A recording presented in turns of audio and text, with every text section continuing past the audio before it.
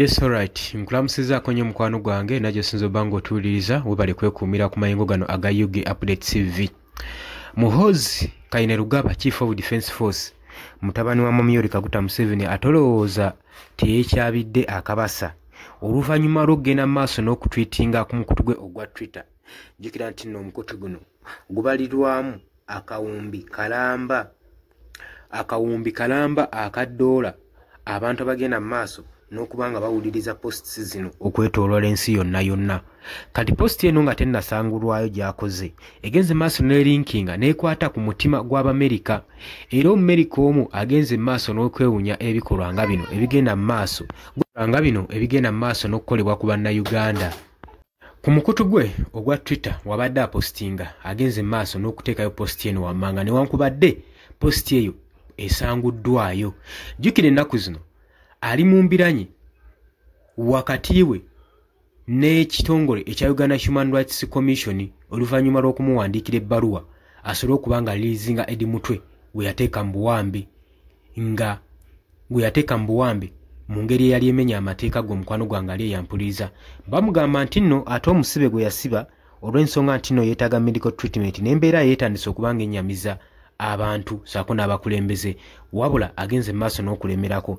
Jjukira nti nno tewali baddeko muntu n'omu amuvunaana ku nsonga eno, naye yavaayo ye kennyini ne yeerangirira ne yeewaana nga bwe yali awambye Eddie Mutwe nga amutadde mu besimenti ye ali mu muyigiriza Lunyankole, n'oluvannyuma ebifaananyi byafulumizibwa ng'embeera ya Eddie Mutwe tekubikako kya kwegamba ng'esigazzaako kikuba mukono. Kaakati wano ekitongole ekya Uganda Human Rights Commission we kyasinze okuba nga kimuwandiikira ebbaluwa nga kimugamba munnange ekikola kiwakola kikyamu, kyali kimenya mateeka. Eddie Mutwe wadde wamukwata naye wamukwata mu ngeri emenya amateeka, era n'engeri gy'omusibyemu eyongera kumenya mateeka, kubanga tosobola kusibira muntu mwatokyali ng'ali mu mbeera embi, alina ebisagwa, alina obuvune n'omuteeka mu kasodi ssaawa zino nti omuvunaana, ate nga n'ensonga gye wamukwatira kyali kimenya mateeka. Munnange Muhoozi Kainerugaba teyawuliriza okujjako yagenda mu maaso nakuwoninga Mariam Wangadi anga mugamba gwani agenda mu maaso n'okusalirawo ffe ab'amagye tuli bakyetwala, we are above, era tetulina ayinza tukuba ku mukono. Era n'amugamba nti nalekerawo musindikira warnings ezo zagenda mu maaso n'okumuwoninga ne orders zamuteekako okubanga ayagala alirizinga Eddie Mutwe. N'agamba nti nno Eddie Mutwe tagenda mulirizinga wabula alekerawo okumusindikira warnings ez'ekitumbaavu ez'ekisiru. Ebyo byadde bigambo bya General Muhoozi Kainerugaba oluvannyuma lw'okurisivinga message eri eva mu kitongole ekya Uganda Human Rights Commission gwali eyo ampuliriza.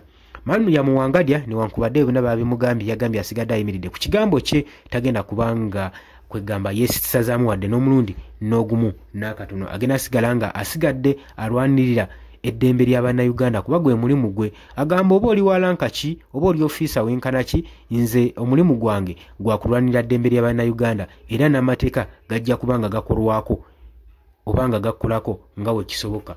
Mariam Wangadi ono agamba nti nno tugala kuvunaana nga tusinziira mu Article 53 egenda mu maaso n'okuvunaana singa onoolemwa okuteeka ebyo ebintu mu nkola gwe mukwano gwange ali eyo ampuliriza. Kakati Muhoozi Kainerugaba newankubadde posts ezo zigenze mu maaso n'okuba nga zikolebwa n'okumuwoninga, wabula avuddeyo Muhoozi Kainerugaba avuddeyo n'agenda ku mukutu gwe ogwa social media ogwa Twitter n'agenda mu maaso ng'agamba prisoner is crying and urinating. I still have to castrate him. Bino nno ebigambo mwakubadde tamentioninze prisoners kigwa agamba, naye kiriratinga ku mbeera eriwo nti Eddie Mutwe ye mukwate era ye muwambe, era Muhoozi gwe yawamba, era gwe bagenda mu maaso n'omuteekako akazito asobole okuba nga amulirizinga. Ebigambo bino bikulaga ki? Ebigambo bino mu kubivuunula agamba nti nno omusibe ali mu kukaaba era ng'alina mu kwefukirafukira, abula si wa kumuta kati kubanga agamba akyayina osooka okumulaawa, agamba agenda mumulaawa. Bino nno bigambo bya General Muhoozi Kainerugaba nti omuprisona akyakaaba akyefukirafukira naye akyayina okuba nga alaabibwa tebinnaggwa. Abategeeza nti bye mulowooza nti nno biwedde nti agenda mulirizinga, temulowooza nti nno agenda kulirizinga Eddie Mutwe nga n'okumulaawa tamulaaye, akyayina okumulaawa. kati kitegeeza nti bingi bye bamukola era bye bakyali mumukola ekyokumulawa kyekibulayo. Eno statement ekulaga tocha egenda mu maaso mu custody eyo eri mutwe gye bamusibira nti ebikolwa ebigendayo birabika okuba bikyobolwa ddembe lye era ng'we yakunyumiza olugero kw'ebyo byamutuukako ate olaba babimutuusizaako eri ate olwo we yatuukidde mu mikono gy'ab'obuyinza bamukwata mmundu abamwetoolodde gulowooza biki ebiyinza okuba nga bimugenda mu maaso n'okumukolwako.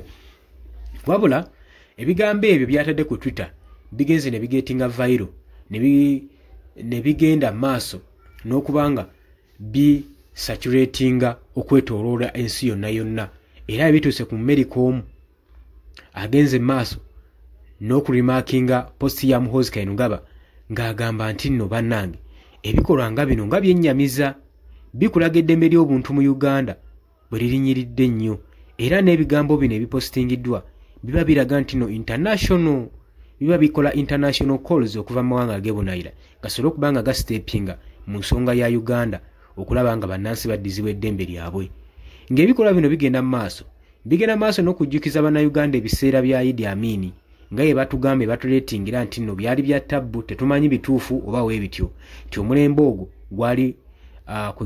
gwali mukalubo nnyo era abaaliwo mu biseera ebyo batuntuzibwa n'okutusinga Muhoozi Kainerugaba watuntuza abantu abamu nankubadde bagamba bonna bulimba bali bageza kusiga Idi Amin kifaananyi kibi bo basobola okuba nga beerungiya era bagamba ebikolwa bya Muhoozi Kainerugaba ne kitaawe by'ebikolwa ebyokko ebyettabbu byali biweddewo mu kyasa kino kye tulimu era bagenda mu maaso n'okubivumirira.